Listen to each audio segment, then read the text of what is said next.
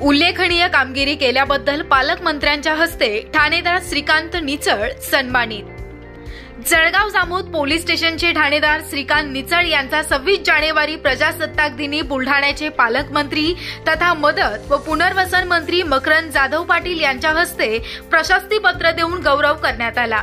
बुलढाणा जिल्ह्यातील विधानसभा निवडणूक जिच्या पार्श्वभूमीवर जळगाव जामोद पोलीस स्टेशन हद्दीमध्ये ग्राम भिंगारा येथील गोपनीय माहितीच्या आधारे सापळा रचून 4505 किलो गांजा अंमली पदार्थ ज्याची किंमत अंदाजे 4,51,00,000 रुपयांचा मुद्देमाल हस्तगत करून आरोपीस जेरबंद केलं होतं।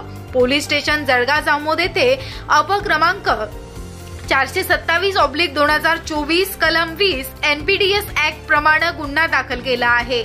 या कारवाई दरम्यान ठाणेदार श्रीकांत निचळ यांच्या पथकाला अक्षरांशः 1 ते 1.5 एकर शेतामधील 6 ते 7 फूट उंच असलेल्या गांजाच्या झाडांना उपटून त्याच्या पेंड्या बांधून दरीमधून जवळपास 200 मीटर उंच अशा शेतामध्ये नेऊन तेथून ट्रॅक्टरद्वारे पोलीस स्टेशनला नेऊन टाकणं एवढं कठीण परिश्रम घेऊन आरोपीस अटक करून ही कारवाई त्यांनी यशस्वीरित्या पार पाडली होती। जळगाव जामोद ठाणेदार श्रीकांत निचळ आणि टीम यांनी ही कौतुकास्पद कामगिरी केली होती। त्याचाच आज प्रजासत्ताक दिन पालकमंत्री मकरंद जाधव पाटील यांच्या हस्ते प्रशस्ती पत्र देऊन गौरव करण्यात आला।